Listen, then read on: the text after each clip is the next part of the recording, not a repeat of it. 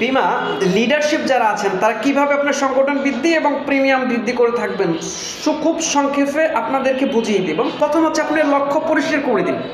আপনার কর্মীদেরকে বাৎসরিক যে লক্ষ্যমাত্রা এটাকে মাসিক সাপ্তাহিকভাবে পূরণ করে দিন এবং ছোট সাফল্যকে বড়ভাবে উদযাপন করুন। একজন একটা পলিসি করেছে, দুইটা পলিসি করেছে, তাকে কী করেন? উৎসাহিত করেন। মিটিং মিছিলের মাধ্যমে তাকে কি করেন? তার নাম ধরে প্রশংসা করেন। দেখবেন আগুনের মতো সে দৌড়াবে। আমার স্যার তো আমাকে প্রশংসা করে, আমার কথা বলে। একটা গ্রাহক, একটা ক্লায়েন্ট এবং একটা রিনিউয়াল আনলে তাকে ছোট ছোট পুরস্কার দিন। দেখবেন আপনার প্রতি তার ভালোবাসা কি হবে? আত্মবিশ্বাস বাড়বে এবং আরও প্রিমিয়াম নেওয়ার জন্য দৌড়াবে। যারা কম করেছে তাদেরকেও কি করেন? ভালোবাসা দিন। আপনি নরম সুরে তাদের সাথে কথা বলেন এবং তাদেরকে প্রশিক্ষণ দিন। জ্ঞানী প্রশিক্ষণ, জ্ঞানী আত্মবিশ্বাস। এবং মাঝে মাঝে তার সাথে কি করুন? ফিল্ডে সাপোর্ট করুন।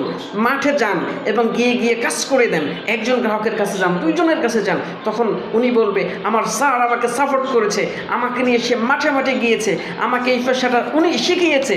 দেখবেন আপনি অবশ্যই অবশ্যই আপনার কর্মী ভালো কাজ করবে। জীবনের সঙ্গে স্বপ্ন জুড়ে দিন। সে কী করতে চায় তার কাছে শুনুন। আপনি কি করতে চান? আপনি বিমা পেশায় কেন আসছেন? আপনি এখান থেকে কি শিখতে চান? সে তার স্বপ্নর কথা বলবে এবং ইনকামের মাধ্যমে তার স্বপ্নকে বাস্তবায়ন করার একটা স্বপ্ন জুড়ে দিন। জীবনের সাথে যখন আপনি স্বপ্ন জুড়ে দেবেন তখন দেখবেন উনি ভালো কাজ করে এবং তাকে বোঝান ইনকামের রোড ম্যাপ। 10টা পলিসি সমান সমান কত, 20টা পলিসি সমান সমান কত, এইভাবে বোঝান।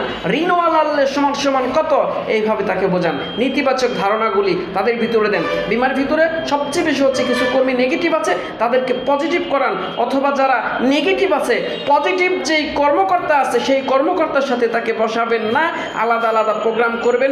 অবশ্যই আপনার সংগঠন বৃদ্ধি হবে ইনশাআল্লাহ।